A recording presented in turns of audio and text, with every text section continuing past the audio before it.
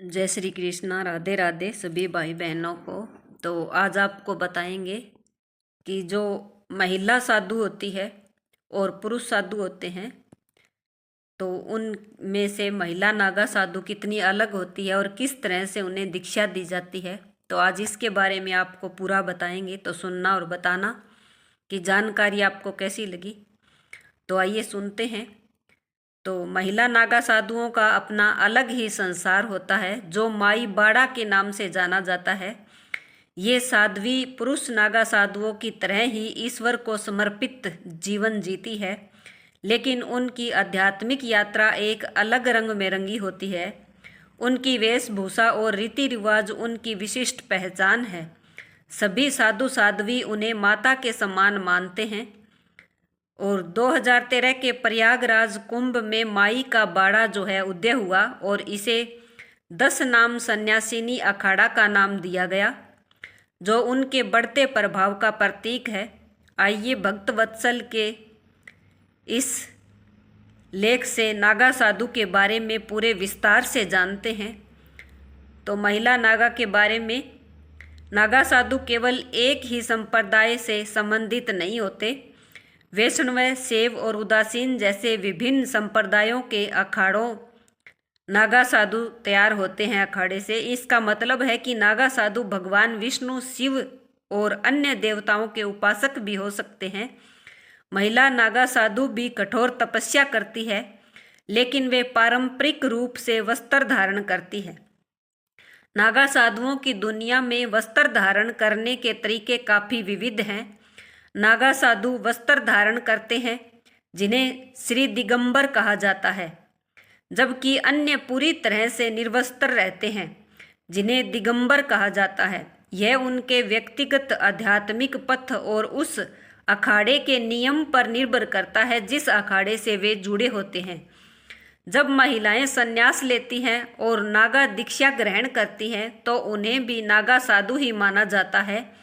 हालांकि सभी महिला नागा साधुओं को कपड़े पहनने की अनुमति होती है। उनके लिए एक विशेष नियम है कि वे केवल एक ही कपड़ा पहन सकती हैं और उस कपड़े का रंग आमतौर पर गेरुआ रंग होता है, जिसे भगवान भी बोलते हैं। इसके अलावा सभी महिला नागा साधुओं को अपने माथे पर एक विशेष प्रकार का तिलक भी लगाना होता है। महिला नागा साधु होती है, ब्रह्मचर्या का पालन करती है। महिला नागा साधुओं की पहचान उनकी गंती नामक बिना सिला हुआ वस्त्र होता है, जो सिला हुआ नहीं होता, वैसे ही अपने शरीर पर लपेटा हुआ होता है। नागा साधु दीक्षा लेने से पहले महिलाओं को कठोर तपस्या और ब्रह्मचर्य का पालन करना होता है, जो आमतौर पर 6 साल से 12 साल तक चलता है। इस दौरान वे संसार से पूरी तरह से विरक्त हो जाती है। जब वे इन सभी नियमों का पालन कर लेती है, तब उनकी गुरु उन्हें जो है नागा साधु शिक्षा देती है।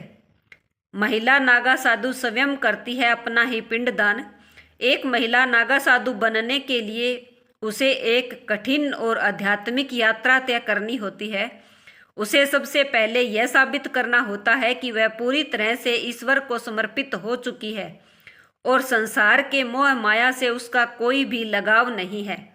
यह समर्पण केवल शब्दों का नहीं होता, बल्कि उसके जीवन के हर पहलू में दिखना चाहिए। सबसे महत्वपूर्ण कदम होता है अपना पिंडदान करना। यह एक प्रतीकात्मक कार्य है, जिसके माध्यम से साधु अपनी पिछली जिंदगी, अपने परिवार और रिश्तों से पूरी तरह नाता तोड़ लेती है। यह एक कठिन निर्णय होता है, लेकिन यह साधु के आध्यात्मिक जीवन की शुरुआत का प्रतीक होता है। महिलाओं को सन्यासी बनाने की पूरी प्रक्रिया आचार्य महामंडलेश्वर द्वारा संपन्न कराई जाती है। आचार्य महामंडलेश्वर अखाड़ों के सर्वोच्च पदाधिकारी होते हैं और वे यह सुनिश्चित करते हैं कि सभी औपचारिकताएं पूरी हो जाए और महिला साधु को सभी आवश्यक दीक्षाएं मिल जाए। महिला नागा साधु प्रातः उठकर नदी में स्नान करती है। इसके पश्चात वे अपनी साधना में लीन हो जाती है। दिन भर वे भगवान का ही जाप करती है। विशेष रूप से वे भगवान शिव और भगवान दत्तात्रेय की आराधना करती है। तो ये थी महिला नागा साधु के बारे में जानकारी। तो आपको कैसी लगी बताना। जय श्री कृष्णा, राधे राधे।